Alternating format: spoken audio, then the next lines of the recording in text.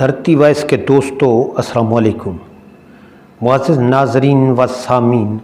آج کی کہانی انتہائی سبق آموز ہے، اسے اگنور نہ کیجیے گا۔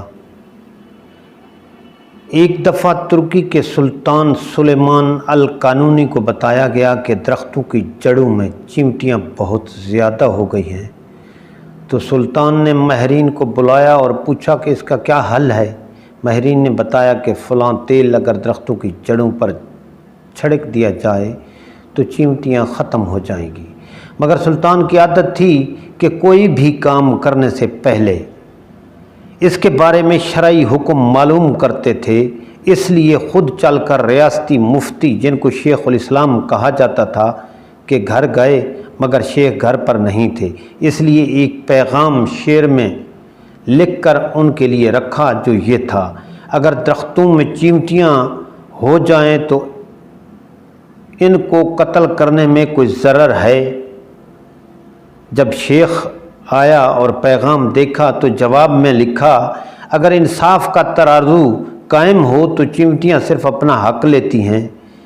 شیخ نے اشارہ دیا کہ زیادہ اہم کیا ہے۔ سلطان آسٹریا کے دارالحکومت ویانا کو فتح کرنے کی نیت سے جہادی سفر پر نکلے، مگر راستے میں انتقال ہو گیا،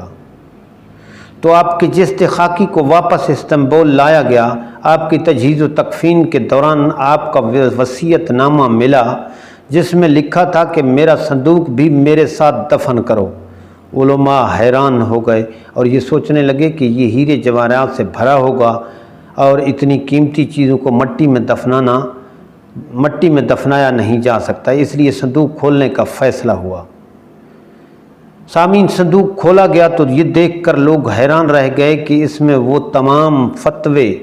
تھے جو علماء سے لینے کے بعد سلطان نے اقدامات کیے تھے، اور ساتھ دفنانے کا مقصد یہ تھا کہ اللہ کو ثبوت پیش کروں گا کہ میں نے کوئی بھی حکومتی فیصلہ اسلام کے خلاف نہیں کیا، بلکہ علماء سے باقاعدہ فتوے لے کر کیا۔ یہ دیکھ کر شیخ الاسلام ابو سعود، جو کہ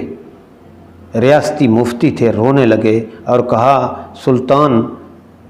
تم نے تو اپنے آپ کو بچا لیا، ہمیں کون بچائے گا؟ سامعین، اپنی رائے کا اظہار ضرور کیجیے گا، اور ہاں، اگر آپ ہمارے چینل پر نئے ہیں تو پلیز ویڈیو کو لائک اور ہمارے چینل کو سبسکرائب کریں، تاکہ اس قسم کی انفارمیٹیو ویڈیوز آپ تک بر وقت پہنچتی رہیں۔